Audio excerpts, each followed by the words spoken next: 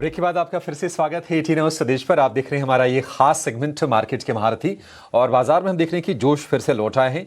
लगातार 4 सत्र की तेजी निफ्टी में हो गई है और निफ्टी पहुंच गया है 25,200 के करीब। 25,200 जो कि एक टेक्निकल हर्डल है, बाजार उसी के आसपास हम देख रहे हैं कि थोड़ा थमने की कोशिश कर रहा है। 110 अंकों के आसपास की मजबूती है। और निफ्टी बैंक की बात करें तो निफ्टी बैंक इस एक तरफा तेजी में करीब 2,000 पॉइंट चल गया है। 56,300 के ऊपर जाकर हम देख रहे हैं कि कारोबार कर रहा है। 200 अंकों के आसपास की मजबूती है। लेकिन बाजार के लिए कुछ कुछ चिंताएं हैं, और ये कि भारत अमेरिका के बीच में ट्रेड डील कब तक होगी, किन मुद्दों पर सहमति बनेगी, एफआईज की वापसी कब होगी। हालांकि एफआईज की बिकवाली का क्वांटम धीरे धीरे लगातार कम हो रहा है, क्या ये खरीदारी में तब्दील होगा, ये एक सवाल है। और दूसरी चीज ये है कि जो Q2 की जो अर्निंग्स आने वाली है, इसमें आपकी नजर कहां पर होनी चाहिए, कौन से सेक्टर अच्छे से परफॉर्म करेंगे, कहां पर हम सबड्यूड ग्रोथ देखेंगे। ये तमाम सवाल हैं जो आपके मन में भी जरूर होंगे, और इन सवालों के जवाब रोज 18 आवर्स स्वदेश पर देते हैं मार्केट के महारथी। और आज हमारे मार्केट के महारथी हैं सिट्रस एडवाइजर्स के फाउंडर संजय सिन्हा। संजय सर, बहुत शुक्रिया आपका समय देने के लिए, और इस फेस्टिव सीजन की आपके परिवार को और आपके फर्म के सारे एम्प्लॉइज को ढेर सारी शुभकामनाएं, बधाई। एक सर व्यक्तिगत सवाल आपसे पूछूं मैं, ये आपने सिट्रस एडवाइजर्स क्यों नाम रखा अपनी कंपनी का, कोई खास वजह इसकी? इसके पीछे जो हमारा तात्पर्य है या जो उसकी मीनिंग है, citrus stands for freshness and purity. तो हम अपनी जो संस्था है उसके द्वारा जितने लोग हमसे जुड़े हैं, we want to convey that you will get a fresh approach and you will get a pure unbiased opinion. अच्छा, ठीक है, नहीं बढ़िया है सर। हमने लगा कि नहीं बाजार में बहुत सारी खट्टी मीठी यादें भी होती हैं, तो आपने कहीं क्या उससे जोड़ा है क्या सिट्रस को, लेकिन फ्रेशनेस इन प्योरिटी, ये आपने बिल्कुल सही, मेरे मन में काफी दिन से चल रहा था कि कभी न कभी आपसे मैं पूछूंगा। अब सर ये बताइए कि बाजार देखिए जब चलता है तो ऐसा लगता है कि नहीं कोई टेंशन ही नहीं है। 4 दिन की तेजी क्या हो गई, लोग भूल गए कि नहीं बाजार काफी हिचकोले खा रहा था। यह वैसी है जैसे कि हाईवे पर कोई गाड़ी अगर जा रही हो और कोई स्पीड ब्रेकर ना हो, कोई हर्डल ना हो, तो फिर हम भूल जाते हैं कि नहीं फ्यूल भी थोड़ा सा कम है, टायर का प्रेशर भी थोड़ा कम है। क्या बाजार ऐसे ही चलता रहेगा, आपको भरोसा है सर इसका? तो उसमें ऐसा है, देखिए, जिस तरह की 2 बड़े बड़े इवेंट्स हुए पिछले महीने, एक तो H1B वीजा पर लेके जो प्रोक्लेमेशन हुआ, और उसके बाद फार्मा सेक्टर पर 100% की ड्यूटी लगाने की अनाउंसमेंट हुई। इन दोनों अनाउंसमेंट्स के बाद तो हमारा बाजार यहां से करीब 1,000-2,000 पॉइंट नीचे होना चाहिए था। ये हमारे लिए एक सोचने वाली बात है कि इतनी बड़ी अनाउंसमेंट्स के बाद हमारा बाजार अभी भी 25,000 पॉइंट के आसपास है। तो वो हमें ये बता रहा है कि जो डोमेस्टिक सेंटिमेंट्स है वो बहुत ही बुलिश है। और इस सेंटिमेंट को अगर मैं समझूं कि क्या प्रेरित कर रहा है, तो मेरे ख्याल से जो जीएसटी कट के बाद एक जो यूफोरिया या हर्षोल्लास की जो फीलिंग आई है, मेरे ख्याल से ये एक बहुत बड़ा फैक्टर है जो बाजार को प्रेरित कर रहा है।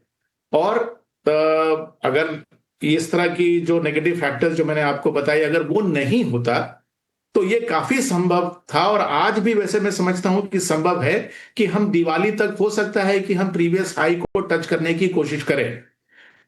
हमारे सामने कुछ ऐसे इवेंट्स हैं जो इसको हिचकोला दे सकते हैं या इसको अटका सकते हैं।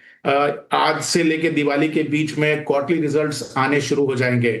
ये दोनों रिजल्ट जो हैं ये हमें दोनों तरफ का रिएक्शन दिखा सकते हैं। जैसे आईटी सेक्टर में अगर आप देखें तो जो रिजल्ट्स है उनसे एक्सपेक्टेशन बहुत ही कम है, और मान लीजिए कि हमारे एक्सपेक्टेशन के विपरीत वो रिजल्ट्स अच्छे हुए और उसके बाद उनकी कमेंट्री जो है वो बुलिश हुई, तो मेरे ख्याल से अभी भी संभव है कि हम प्रीवियस हाई की तरफ जा सकते हैं।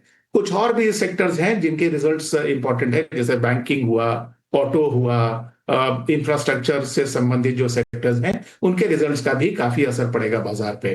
सो ये मैं समझता हूँ नियर टर्म फैक्टर्स हैं। ऑफ कोर्स मैं आपकी स्टेटमेंट सुन रहा था मुझे शामिल करने के पहले, जो यूएस के साथ हमारी नेगोशिएशन चल रही है टैरिफ को सेटल करने की, नवंबर में अगर वो सेटल हो जाता है और म्यूचुअली फेवरेबल होता है तो मेरे ख्याल से बाजार के लिए एक बहुत बड़ा किकर है ये। ट्रिगर होगा। और अगर ये जो भी तनातनी रही है भारत अमेरिका के रिश्तों के बीच में, और टैरिफ को लेकर देखते हैं कि कब ये समाधान की तरफ बढ़ते हैं दोनों के दोनों देश। बातचीत चल रही है, लेकिन संजय जी आपने बिल्कुल सही कहा कि अगर ये सब बीच में हर्डल्स नहीं होते तो बाजार को हम कहीं ऊपर देख रहे होते, क्योंकि जब पीएम मोदी ने अनाउंस किया उस वक्त का बाजार और अभी का बाजार हम 2.5% के ऊपर आ पाए हैं। इतना बड़ा ये पॉलिसी रिफॉर्म मन स्वीकार नहीं कर पाता है कि नहीं इतनी ही तेजी बाजार में क्यों हुई है। अब जरा ये बताइए कि आप बड़ा ट्रिगर किसे मानते हैं संजय जी? एफआईआईज की वापसी हो जाए और अर्निंग बेहतर हो जाए, ये बड़ा ट्रिगर होगा बाजार के लिए, या फिर अमेरिका के साथ ट्रेड डील हो जाए, ये 25% का टैरिफ हटे और 25% का जो ओरिजिनल टैरिफ है उसमें भी कुछ कमी आई, बाजार दोनों में से बड़ा ट्रिगर आपके हिसाब से क्या होगा? देखिए, इन जो ट्रिगर्स की आपने चर्चा की उनमें कुछ ट्रिगर्स जो हैं वो हमारे कंट्रोल में हैं और कुछ जो ट्रिगर्स हैं वो हमारे कंट्रोल के बाहर हैं। जैसे फॉर एग्जांपल अर्निंग्स की ग्रोथ जो है वो मैं समझता हूं काफी हद तक हमारे कंट्रोल में है, इन द सेंस की domestic policy, reserve bank of India की रेट पॉलिसी हुई, सरकार के द्वारा पीएलआई का प्रोत्साहन हुआ, तो इस सब फैक्टर्स के कारण, जीएसटी के द्वारा कंजम्पशन को बढ़ावा देना, इन सब फैक्टर्स के कारण, जो डोमेस्टिक फैक्टर्स हैं उनके कारण हमारी अर्निंग्स में ग्रोथ की संभावना है। लेकिन ये सब फैक्टर्स जो हैं इनका असर अर्निंग्स पर दिखने में थोड़ा समय लगेगा, हमें इमीडिएटली एक क्वार्टर के अंदर शायद ये ना दिखे। लेकिन जो फैक्टर्स हमारे कंट्रोल में नहीं है वो फैक्टर्स बहुत जल्दी नेगेटिव से पॉजिटिव हो सकते हैं और उनका असर जो है बाजार पर ज्यादा इंस्टेंटली पड़ सकता है। जैसे एफआईआई की अगर सेलिंग की जो आपने चर्चा की, अगर आप सितंबर का महीना देखें तो एक महीने में उन्होंने 23,500 करोड़ के आसपास की सेलिंग की। हमें तो वही जब हमारी चर्चा शुरू हुई थी मैं ये बात रखना उस समय चूक गया कि इतनी बड़ी सेलिंग और इतने नेगेटिव फैक्टर्स के बारे बाद भी हम बाजार 25,000 पॉइंट पे है। तो ये जो एफआईआई की सेलिंग है, मान लीजिए ये अगर जीरो नहीं भी होता है बट अगर इस लेवल से कम हो जाता है तो ये भी बाजार के लिए पॉजिटिव है। और मैं समझता हूं कि फेड रेट की कटौती के बाद इमर्जिंग मार्केट्स की तरफ बहुत सारा पैसा फॉरेन इंस्टीट्यूशनल इन्वेस्टर्स का आना चाहिए। और जब तक टैरिफ की रिजोल्यूशन नहीं होती है, अगर इंडिया स्पेसिफिक फ्लोज नहीं भी आए तो इमर्जिंग मार्केट के बास्केट में जो इंडिया का प्रोपोर्शन है वो तो हमारे पास आएगा। तो मैं समझता हूं कि एफआईआई के फ्लोज या तो रिड्यूस हो जाएंगे या न्यूट्रल हो जाएंगे, और अगर वो पॉजिटिव हो गए तो ये तो अब मैं समझता हूं कि आग में घी का काम करेगा।